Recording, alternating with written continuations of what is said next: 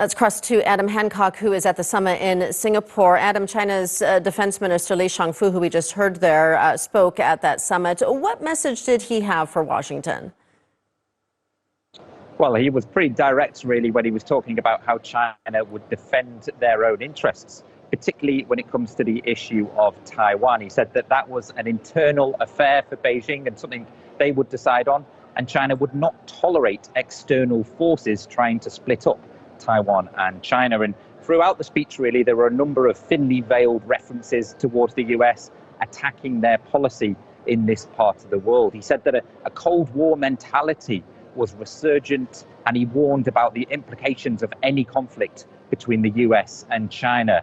But he did also offer some form of optimism. He said that China was seeking dialogue and not confrontation, and that he would be open to speaking with the US military, although that did raise some eyebrows here, because the whole talk of this summit has been about the fact that the two top defense chiefs from Washington and Beijing have not met on the sidelines. There's been no proper conversation between both of them, which was something that was expected before the summit. So the talk of dialogue today, a few people a little bit skeptical of that at this stage.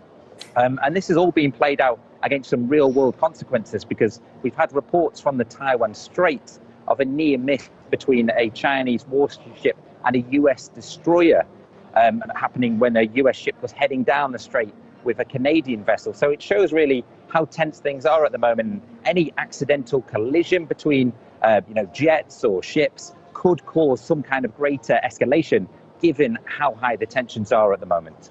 So, Adam, what about the war in Ukraine? Did we hear any more about China's stance on that? Yes, well, General Li Shangfu, he did reference the war in Ukraine in his speech today. Again, it was the same message that Beijing has put out throughout the conflict, saying they are impartial and they are objective. And he referenced that 12-point peace plan that Beijing put out on the one-year anniversary of the start of that conflict, outlining their plans for bringing an end to the war in Ukraine. Again, there is some skepticism around the behavior of China. We've had meetings between President Xi and President Putin, and until recently, there was no conversations with the Ukrainian side. So he did reference it, but he was very much keeping to the party line, really. And the Ukrainian defense minister is here in Singapore this weekend.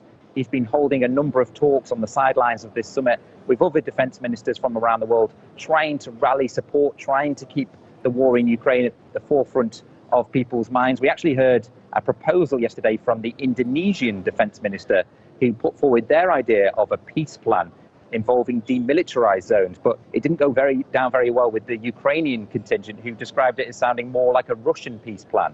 So we have had a lot of conversation about the war in Ukraine this weekend. European officials are here as well, trying to rally support from countries in this region to try and get more backing for Kyiv. But ultimately, the US-China tensions, really, they've overshadowed everything here. They've been the talk of the summit over the last few days. We've had keynote speeches from Lloyd Austin and Li Shangfu on both days. So really, those tensions have dominated everything. Adam Hancock in Singapore. Adam, thank you.